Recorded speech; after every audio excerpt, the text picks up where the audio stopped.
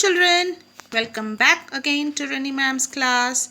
Today we are going to learn about a short poem by Sarojini Naidu, and the name of the poem is Indian Weavers. First let us know about the poet. Sarojini Naidu was born in 1879 and passed in 1949.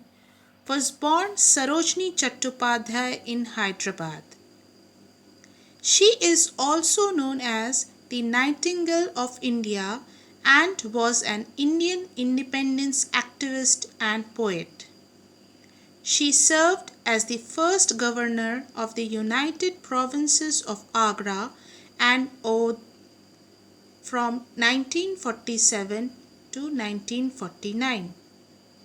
Naidu was the first woman to become governor of an Indian state and was the second woman to become president of the Indian National Congress. Now you have known about Sarojini Naidu, well known as the Nightingale of India, and was the second woman to become president of the Indian National Congress. Indian Weavers by Sarojini Naidu is a short poem consisting of 3 stanzas having 4 lines each. The poet talks about 3 types of dresses that the Indian weavers weave at 3 particular times of the day. The poem has the rhyme scheme AABB. The poem consists of a discussion between the poet and the weavers. The poet asks the weavers and the latter reply. So we'll start with the poem. Weavers weaving at break of day, why do you weave a garment so gay? Gay means brightly colored. Blue as the wing of a helicon wild, we weave the robes of a newborn child. Robes, a long loose outer garment. And helicon wild, this is a bird. Right? These lines tells us about the first stanza of the poem. It tells us about the young age. When the weavers start weaving the clothes early in the morning, which seems to be quite beautiful and charming, gay, bright colored, charming. The clothes are blue as the wing of a helicon wild. The bird kingfisher is also known as helicon, and the wings of the kingfisher bird are bright blue in color, which symbolizes loyalty. The blue color thus symbolizes something beautiful and precious. So in this stanza, the clothes weaved by the weavers are quite special, and that is why the poet is curious to know about them. The Indian weavers reply, we weave the robes of a newborn child. That is, they are weaving the beautiful dress for a young one who has just came to the world.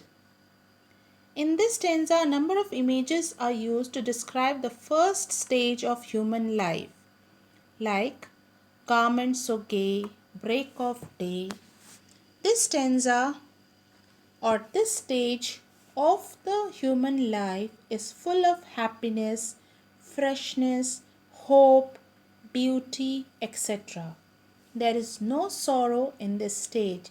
This young age of a human life is the most precious, fresh, happiest age for all the human beings. Then comes the second stanza. Weavers weaving at fall of night, why do you weave a garment so bright?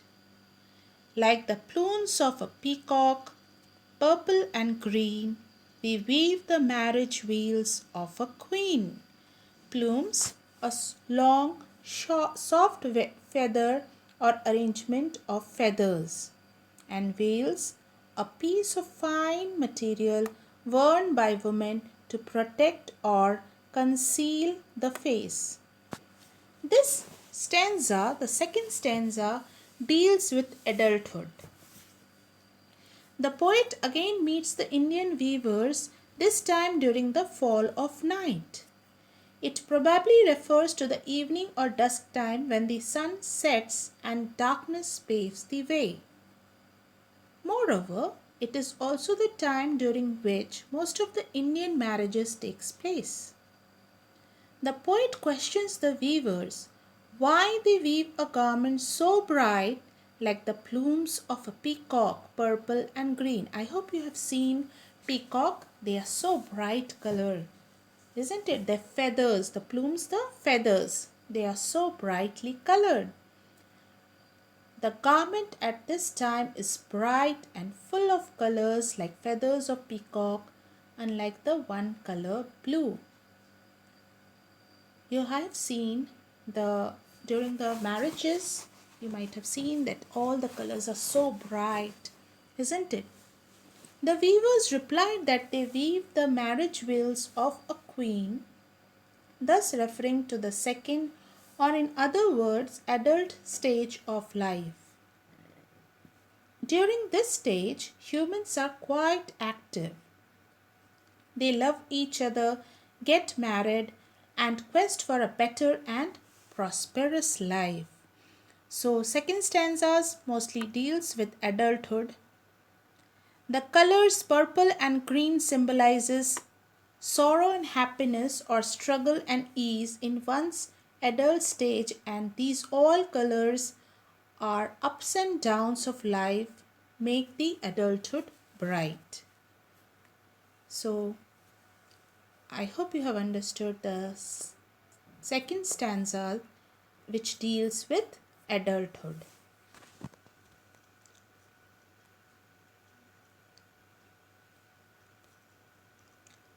Now we come to the third stanza. Weavers weaving solemn and still, what do you weave in the moonlight chill? White as a feather and white as a cloud, we weave a dead man's funeral shroud. Solemn, formal and dignified. Shroud, a length of cloth which a dead person is wrapped for burial. This is the final stanza written by Sarojini Naidu. The poet finds the weavers solemn and still. They are quiet, sorrowful, grieved and silent. They are weaving something weird in the moonlight chill, that is, in the dead of the night, which is white as a feather and white as a cloud, which means it is colorless, lifeless. As the poet fails to figure out what it is and why they are sorrowful and silent, she asks them what are they weaving rather than why are they weaving. They reply that they are weaving shroud. Shroud, a length of cloth which a dead person is wrapped for a burial. They are weaving shroud for a dead person. Thus, the third and the final stage is death, which is emotionless and lifeless, like a white cloud of feather. In this way, the life which begins with life, joy, hope, etc., ends with sorrow and grief. So I hope you have understood the three stages of human being. First, the young age, second is adult age, and third is the final stage where we have our death. Thank you, children. Thank you for watching this video. Go through the poem, read it once again, recite it once more time. Stay safe, stay happy.